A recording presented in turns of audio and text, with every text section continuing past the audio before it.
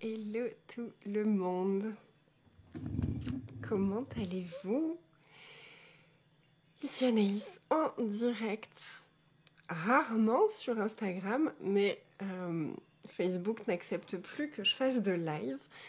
Donc j'ai vu ça comme une invitation à venir découvrir les lives un peu plus sur Instagram. Et ça me fait super plaisir d'être ici. Aujourd'hui, j'ai envie de parler avec toi de l'ego, du critique intérieur, de à quel point cet ego, ce critique intérieur, nous mène la vie dure. Nous mène la vie dure et peut tellement entraver notre parcours, notre cheminement, notre ascension, notre guérison et surtout notre épanouissement, notre bien-être, notre paix intérieure. Et en fait, à quel point, quand on bascule, quand on laisse plus de place à l'ego, quand on laisse plus de place à ce critique intérieur, à quel point on se cache à nous-mêmes tellement de nos capacités, tellement de ce qui est possible pour nous. Et ces deux éléments prennent tellement d'énergie, ça prend tellement d'énergie, qu'en fait on n'a jamais l'occasion de vraiment découvrir de quoi on est capable. On n'a jamais vraiment l'occasion de découvrir des nouvelles facettes de nous. Parce que l'ego s'identifie à plein de choses qui nous définissent par rapport au passé. Et tout ce passé, avec toutes les blessures qu'on a vécues, compose ce critique intérieur qui vient constamment nous dire ce qu'on est capable de faire, ce qu'on n'est pas capable de faire. Et en général, dans son discours, soit on n'est pas capable de grand-chose quand on a un ego qui est plutôt basé sur l'infériorité. Et l'ego supérieur, lui, va plutôt nous faire croire qu'on est capable de choses qui ne sont pas forcément alignées dans la force, etc. Et c'est pas forcément joyeux non plus. Et en fait, comment est-ce qu'on sort de ce jeu-là ? Comment est-ce qu'on sort de ce jeu d'identification à moi je suis tout ce qu'on m'a dit que j'étais dans mon enfance, moi je suis trop, moi je suis pas assez, j'ai pas assez de valeur, moi je mérite pas qu'on m'aime, moi tout ça. C'est l'ego, c'est centré sur soi-même et c'est basé sur le passé. Et depuis cet espace-là, on projette un futur qui n'est pas forcément très joyeux. Parce que dans notre futur, on projette les mêmes choses que ce qu'on a eu dans notre passé. Et du coup, c'est un Ouroboros, c'est ce serpent qui se mord la queue, sans fin, sans fin, sans fin, encore et encore et encore. Et c'est épuisant. Et c'est épuisant. Et c'est surtout qu'à chaque fois, on a l'impression que ça évolue, puis finalement, on se retrouve dans le même cercle et on se dit, c'est similaire, ça ressemble, mais en même temps, c'est différent, et en même temps, c'est les mêmes énergies, et en même temps, je ne comprends pas qu'est-ce qui se passe, pourquoi est-ce que je revis constamment la même chose? Parce qu'on est coincé dans l'ego, parce qu'on est coincé dans le jugement, parce qu'on est coincé dans la polarité, parce qu'on est coincé dans le jugement de nos polarités, parce qu'on est contradictoire. On est plein de contradictions. Mais quand on essaye de s'accrocher à une identité, je suis Anaïs, je suis née à tel endroit, je viens de tel milieu, je suis comme ça, j'ai été comme ça dans le passé, donc je le serai toujours, j'ai été timide, donc je le serai toujours, j'ai été machin, j'ai été maladroite, j'ai été humiliée, j'ai été rejetée, j'ai été ci, j'ai été ça, je suis. Et tous ces je suis viennent nous enfermer dans une boîte qu'on se crée nous-mêmes, qu'on continue à perpétuer nous-mêmes. Elle a été créée à l'aide de tout ce qui a entouré notre évolution. Mais c'est nous qui maintenons cette prison-là. On se maintient nous-mêmes dans cette prison-là parce qu'on est super dur avec nous-mêmes.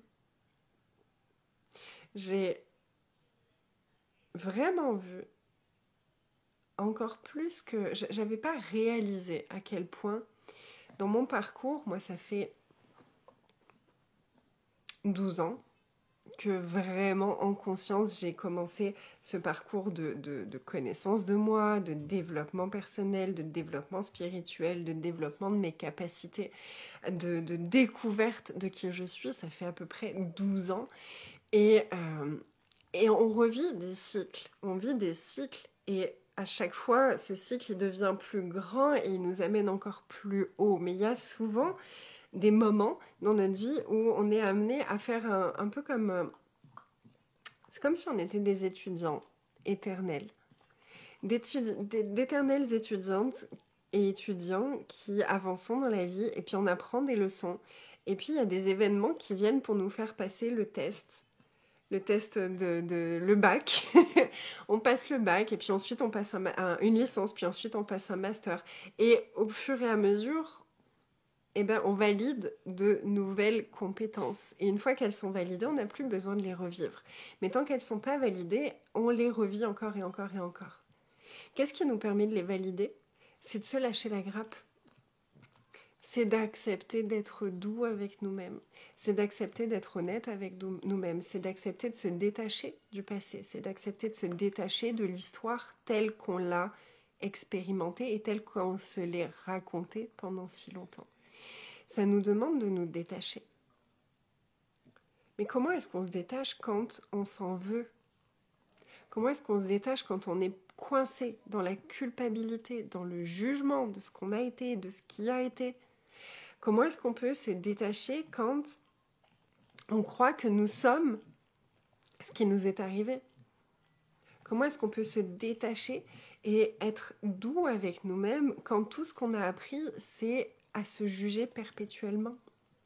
Parce que c'est magnifique. Alors d'aujourd'hui, on voit de plus en plus parler de parentalité consciente, parentalité bienveillante. Mais déjà, c'est très différent dans la matière que dans la théorie, dans la pratique que dans la théorie. Mais surtout, ces concepts-là, ils n'existaient pas tellement à notre époque à nous, quand nous, on était enfants. Et pour beaucoup d'entre nous, on n'a pas grandi dans des situations très bienveillantes. Et après, moi, j'ai une vision très personnelle de la bienveillance. Je trouve que y a plein de choses qu'on croit être de la bienveillance qui peuvent finalement avoir des effets contraires. Et il y a des choses qui peuvent ne pas nous sembler à nous-mêmes en fonction de nos valeurs comme de la bienveillance, qui finalement sont de la bienveillance. Mais ça, c'est encore une autre conversation. Et en même temps, ça se rejoint parce que ça nous demande de faire évoluer nos points de vue. Ça nous demande de sortir de la vision qu'on a eue à un moment et qui s'est bloquée et qu'on doit continuer à défendre pour accepter de faire un update, de faire une mise à jour de notre vision. Quelle est ma vision aujourd'hui sur cette situation que j'ai vécue? Quelle est ma vision aujourd'hui sur, depuis un point de vue neutre, comment est-ce qu'aujourd'hui je peux voir ce que j'ai vécu depuis un regard neutre? Et depuis un regard neutre, ce que j'ai vécu, quand je le regarde de l'extérieur, que je me détache de moi et de ce que j'ai cru être à ce moment-là, si je le regarde comme si ça arrivait à quelqu'un d'autre, comment est-ce que je le vois maintenant? Puis, ce passage-là, il est vraiment important parce que il nous permet de prendre du recul, il nous permet de voir, mais en fait, si j'avais un enfant de cet âge-là, tu sais, par exemple, si depuis ton enfance, toute petite, on t'engueulait à chaque fois que tu faisais tomber quelque chose, et t'as vraiment conscientisé, je prends un exemple tout standard, et t'as conscientisé, t'as vraiment intégré, et l'histoire que tu t'es racontée au fur et à mesure, ça a été, je suis maladroite, je sais pas quoi faire de mes mains, je ne sais pas quoi faire de mon corps, je suis incapable de tenir quelque chose, je suis incapable de ci, je suis incapable de ça, je suis... Et c'est l'histoire que tu te racontes depuis peut-être 20 ans. Puis une fois que l'histoire elle a commencé à germer dans ton esprit, tu vas trouver toutes les raisons de justifier cette histoire. Toute ta vision va être centrée sur « Ah ça prouve que cette histoire est réelle ». Donc derrière, tu vas être de plus en plus maladroite, etc. Et comment est-ce que tu sors de ça? Comment est-ce que tu reprogrammes ton inconscient? Comment est-ce que tu reprogrammes ton système nerveux en allant regarder la situation depuis un regard neutre? Si c'était un enfant, ma fille, ma cousine, la fille de ma sœur, j'en sais rien, qui vivait cette situation-là, qui renversait ce truc-là? Est-ce que je trouve vraiment qu'elle est maladroite? Ça nous demande d'aller chercher cette compassion pour cet enfant. Puis cet enfant, c'était nous à un moment. Mais nous, vis-à-vis de nous, on a gardé tellement de rancœur, tellement de colère de ne pas avoir été assez adapté pour être aimé, de ne pas avoir été assez adapté pour être mieux traité, de ne pas avoir été assez adapté pour répondre aux attentes de notre famille. Et c'est là que se créent nos identités. Puis travailler sur notre identité, c'est le plus grand cadeau qu'on puisse se faire parce que cette identité, en fait, la réalité, c'est qu'on ne se connaît pas. On connaît le résultat de nos traumas. On connaît le résultat de nos schémas ancrés. Mais nous, qui nous sommes réellement, ce dont nous sommes réellement capables, ce que nous avons réellement au fond de nos tripes, on connaît que dalle. On connaît que dalle de tout ce trésor qu'on a au fond de nous, parce qu'on est tellement conditionné. On a appris à penser de certaines façons et on perpétue ce cycle de pensée, ce cycle de vision de nous-mêmes, et notre pensée, notre vision de nous enclenche nos comportements, ce qu'on va oser faire, ce qu'on ne va pas oser faire, comment on va le faire, etc. etc. Nos croyances, tout part de notre identité. De qui je crois être. Qui je crois être basé sur ce que j'ai vécu. Et alors, en tant qu'empathe, c'est encore plus compliqué. En tant qu'empathe, on mélange ce qui est à nous, ce qui était à l'autre, ce qu'on a cru être à nous, ce que l'autre a ressenti. Et il y a tout un schmilblick qui se crée et qui fait qu'on ne sait absolument pas qui on est. Puis après, on s'étonne de faire des dépressions. Puis après, on s'étonne de procrastiner. On s'étonne de ne pas arriver à mettre en action. Mais quand tu as toutes ces histoires qui tournent en arrière-fond, qui te disent que tu n'es pas capable, qui te disent que de toute façon, tu fais toujours tout de travers, qui te disent que de toute façon, tu as juste eu de la chance, que tu mérites pas, que ci, que ça. Toutes ces histoires-là, elles nous prennent une énergie qui est juste dingue. Elle nous consume et elle crée tout un discours intérieur qui est tellement nuisible. Et on commence à se juger constamment de ce qu'on fait, de ce qu'on ne fait pas, de la façon dont on le fait, de la façon dont on ne le fait pas, de la façon dont on s'est dit qu'on allait le faire et qu'on ne l'a pas fait. Sauf qu'en tant que neuro-atypique, il y a aussi tout un tas de choses qui fonctionnent différemment pour nous que pour les neurotypiques. Je suis une neuroatypique qui a grandi dans une famille neurotypique, avec un père neuroatypique mais qui ne vivait pas avec moi. Et j'avais l'impression d'être folle constamment de la façon dont je réfléchissais, dont je fonctionnais, dont je m'exprimais, dont je percevais les choses. J'avais l'impression d'être complètement à côté de la plaque constamment. Jusqu'à ce que j'apprenne à connaître aussi ce côté-là de moi et que je me rende compte que, en fait, si c'était pas des torts, si ça avait jamais été des problèmes, si c'était des cadeaux, si c'était des capacités. Et là, j'ai pu découvrir, waouh, en fait, il y a tout un autre monde qui s'ouvre à moi que j'envisageais même pas et qui est encore plus extraordinaire que tout ce que j'aurais pu imaginer. C'est tellement magique la vie quand tu la découvres avec tout ton atypisme.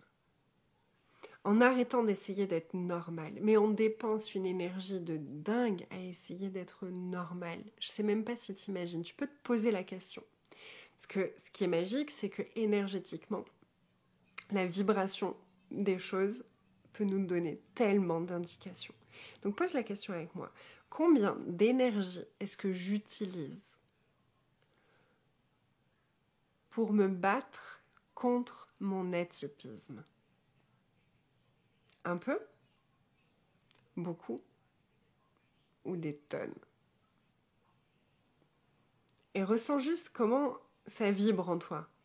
Est-ce que ça te paraît non, pas tant que ça. Quand je te dis beaucoup, est-ce que ça fait un oh, alors là, c'est ton indication que c'est ici le juste. En fait, on a déjà toutes les infos en nous, on a juste à s'écouter. Puis dis-moi en commentaire si tu me regardes maintenant ou en replay, dis-moi comment tu te sens avec les termes que j'utilise, qu'est-ce que tu ressens là tout de suite? Est-ce que tu utilises beaucoup d'énergie à te battre contre ton atypisme? Combien d'énergie est-ce que j'utilise pour essayer de prouver que je suis normale? Un peu? Beaucoup? Des tonnes? Puis combien d'énergie est-ce que j'utilise à essayer d'être parfait d'après ce que j'ai conclu être la perfection? Parce que la perfection n'est qu'une suite de points de vue et de conclusions qui sont créés par l'ego, qui sont créés par ce critique intérieur. Et ce critique intérieur, il est créé lui-même à partir des voix de nos parents, nos profs d'enfance, nos amis d'enfance, les personnes qui ont compté dans notre vie. Toutes ces personnes-là, elles créent notre critique intérieure, notre juge moralisateur intérieur. Et ça va nous dire ce qui est bien, ça va nous dire ce qui est mal, ça va nous dire ce qu'on a le droit, ce qu'on n'a pas le droit, ce qu'on est capable, ce qu'on n'est pas capable, etc., etc. Mais finalement, tout ça, ça n'existe pas. Ça n'a aucune... C'est pas que ça n'existe pas, c'est que ça n'a aucune valeur par rapport à notre vérité. Mais du coup, ces énergies-là, ce critique intérieur créé de toutes pièces, combien de fois il nous empêche d'écouter notre justesse intérieure, notre vérité intérieure. Et ensuite, on se retrouve complètement à côté de la plaque, à regarder notre vie et à se dire c'est pas mal, mais c'est pas... il manque quelque chose. J'ai pas à me plaindre, j'ai une bonne situation, ou alors j'ai une situation de merde, mais en tout cas, je sens que je suis pas à ma place. Et en fait, peu importe que je suis dans une situation extraordinaire ou une situation de merde, je me sens pas à ma place. Je me sens pas à ma place ici. Pourquoi ? Parce que je ne suis pas arrivée à cette place-là basée sur ma conscience, basée sur mon savoir, sur ma justesse. J'ai choisi encore et encore et encore, en écoutant ces juges critiques, moralisateurs intérieurs, basés sur tout ce que j'ai appris et toutes les voix qui ont bercé mon enfance. Voix vraiment dans les deux sens du terme. La voix intérieure, la voix et la voix. Donc la voix de ma mère, la voix que ma mère voyait pour moi, espérait pour moi et pour elle, la voix que mon père espérait, puis leur voix et leur discours, ce qu'ils me disaient. Puis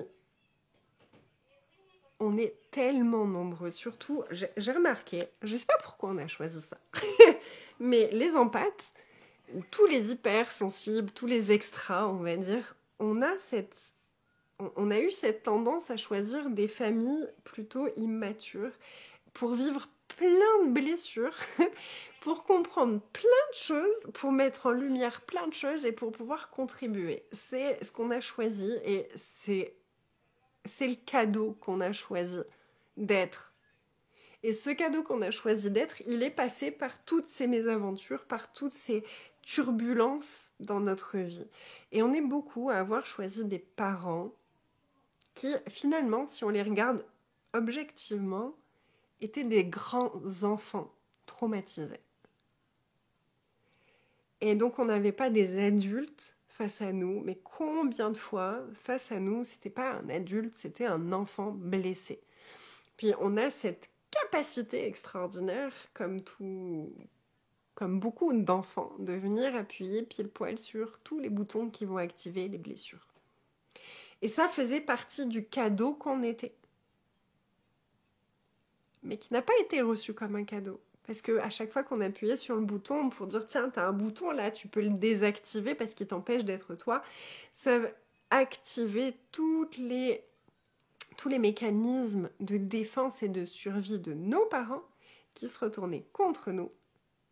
Donc soit en mode fuite, soit en mode attaque, soit en mode je fige. Donc quand tu te retrouves avec un parent en face de toi qui te fuit, donc qui te boude, qui ne te parle plus, etc., pendant peut-être plusieurs heures, jours, mois, semaines, j'en sais rien, parce que tu as activé une de ces blessures, ton estime de toi, au fur et à mesure, elle baisse très fort.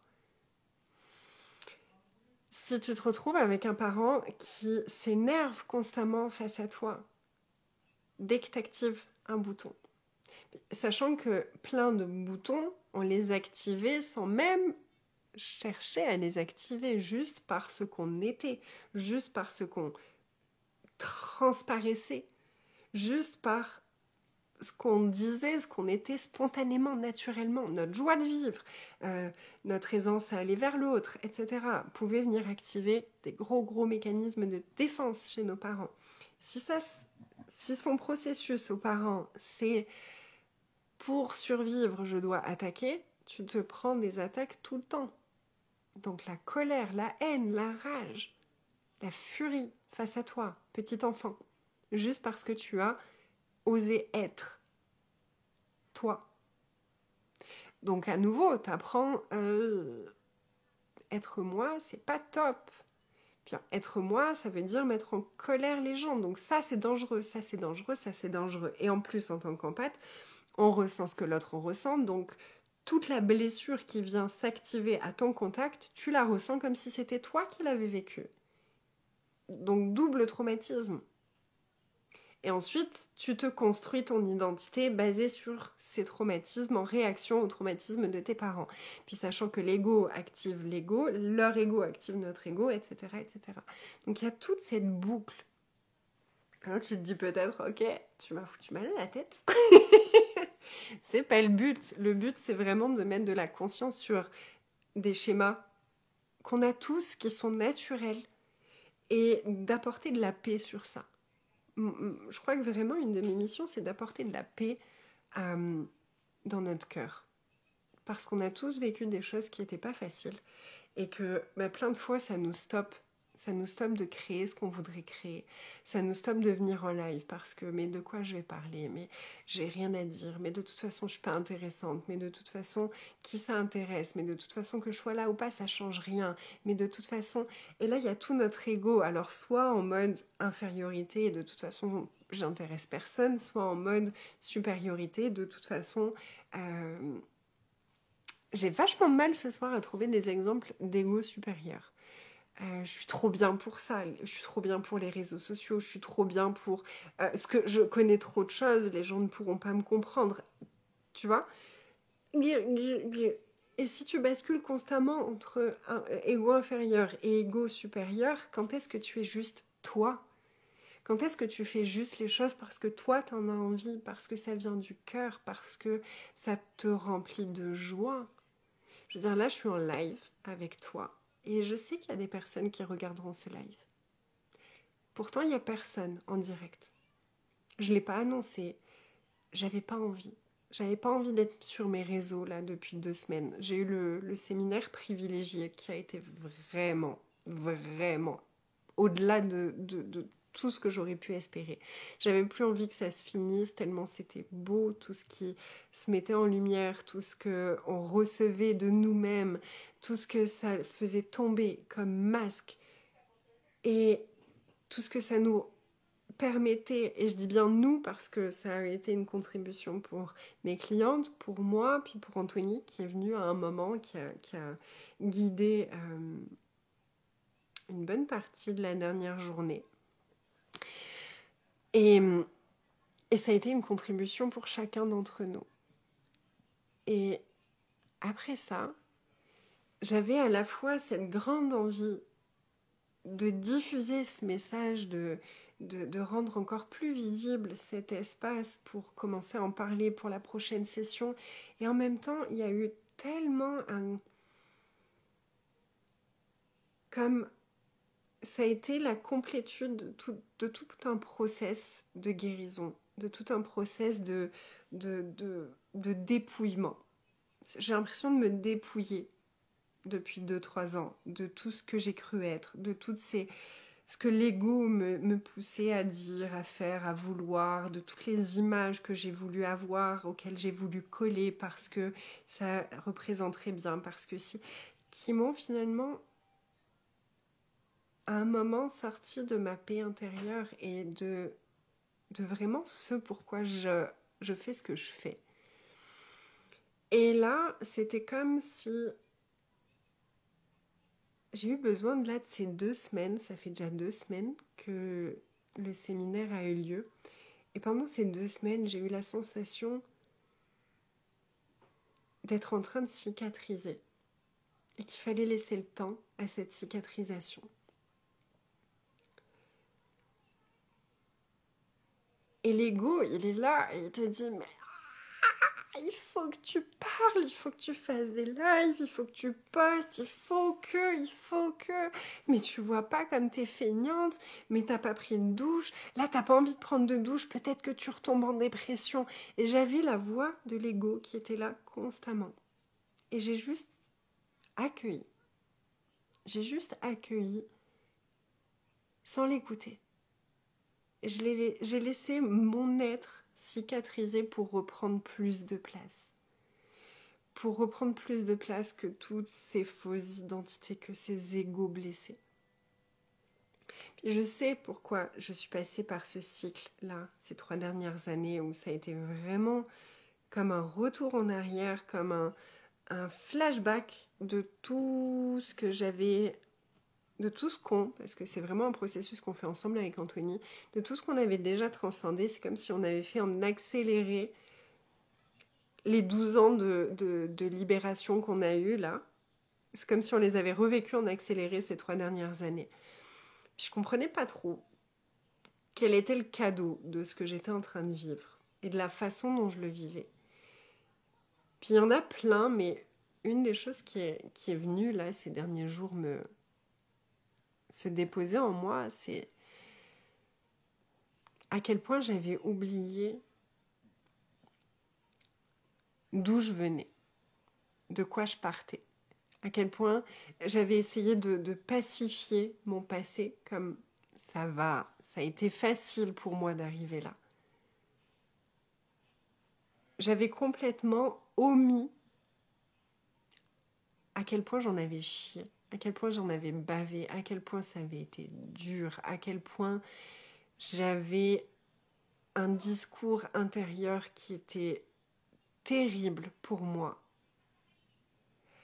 J'avais vraiment oublié à quel point j'étais partie de loin pour arriver à un état de paix et de joie au quotidien, d'abondance absolument magique. Mais c'était comme si je ne le méritais pas. Quand je suis arrivée à cet état-là de je me sens bien, je suis en joie, je suis en paix, je fais ce que j'aime et les gens viennent à moi naturellement. L'argent, il vient à moi tout seul. Je crée comme je respire, je suis à ma place.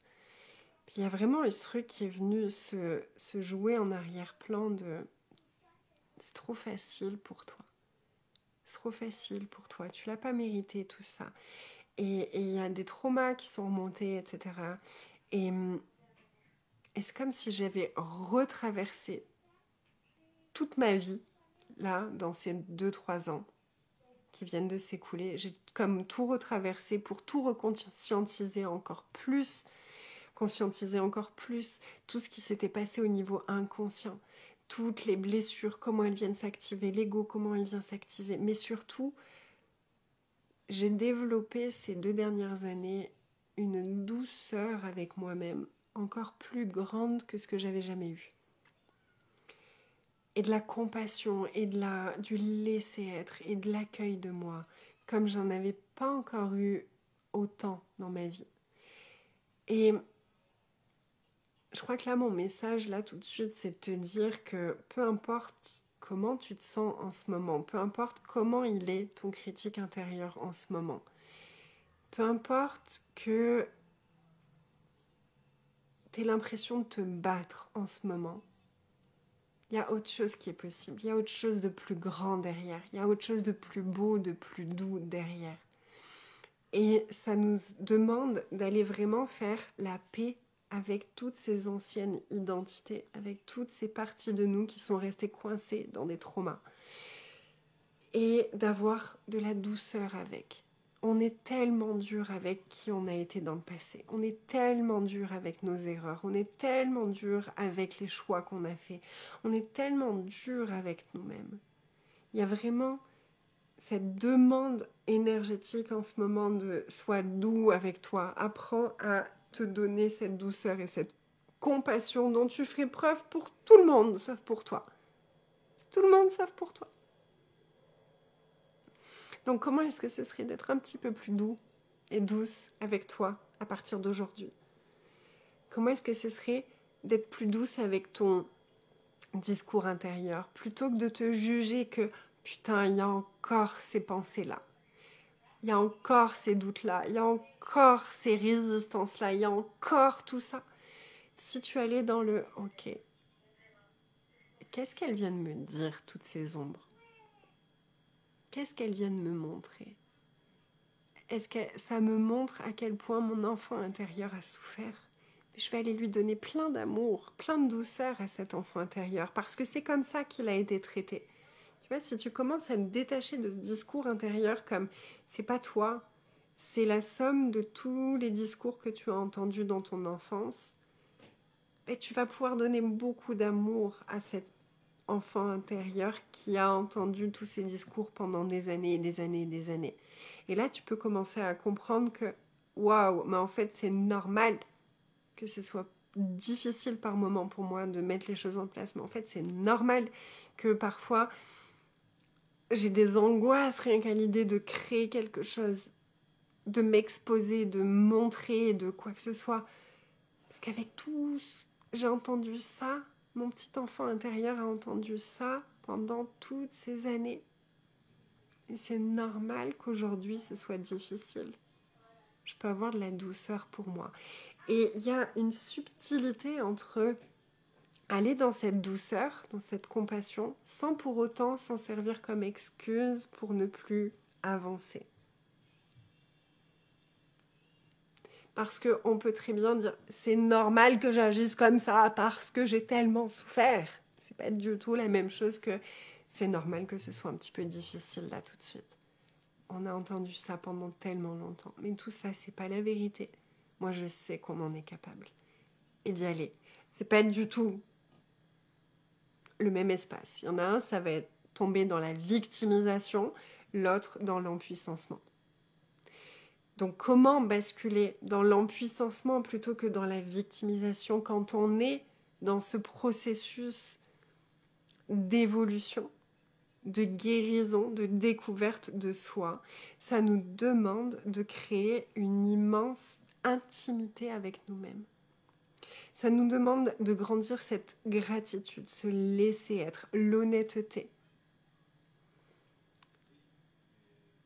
la vulnérabilité avec nous-mêmes. Et c'est ce que j'accompagne mes clientes à faire dans Fairy Métamorphose, notamment ce mois-ci. Chaque mois, on a une thématique différente.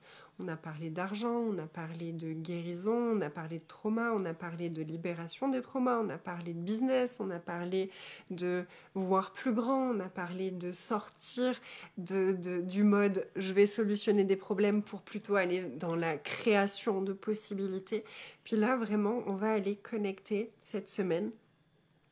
On commence demain, si je ne me trompe pas, il faut que je revérifie.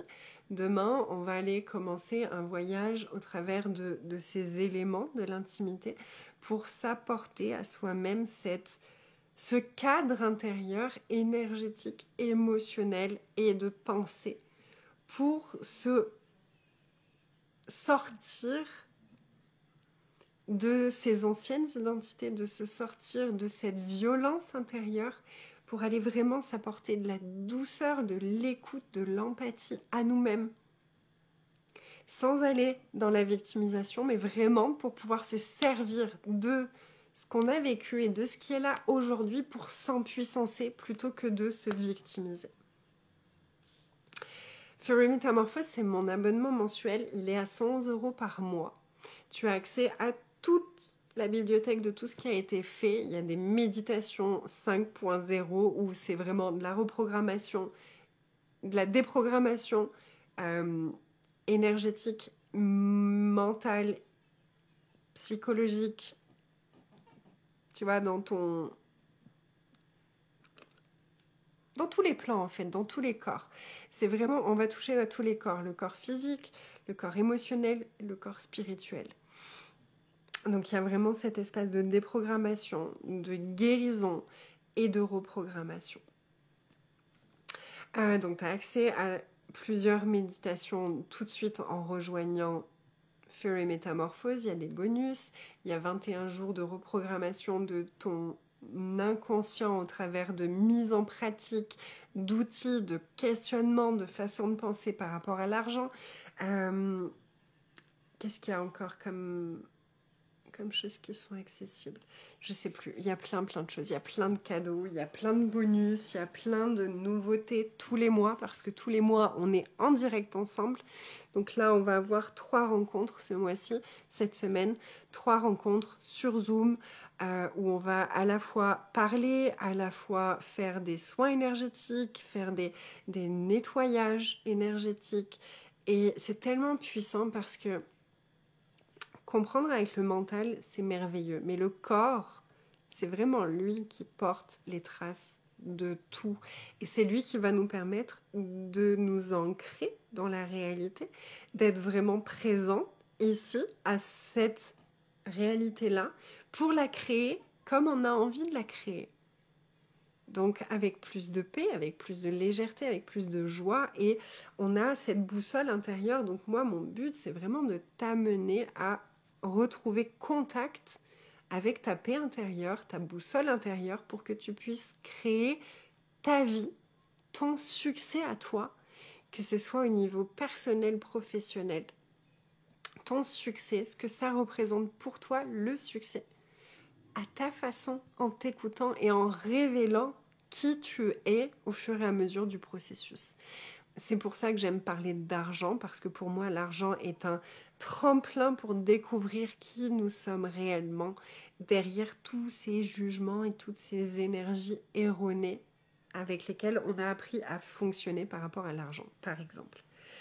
Fairy Métamorphose, c'est vraiment un espace privilégié. C'est un groupe, c'est des rencontres, c'est l'accès à toute une bibliothèque de pépites de conscience, de libération émotionnelle, énergétique et mentale.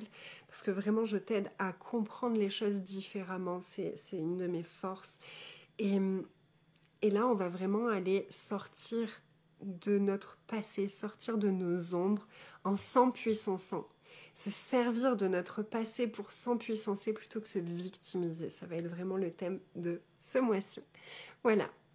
J'ai adoré cette conversation avec toi. Je sens que là, c'est le moment d'y mettre fin.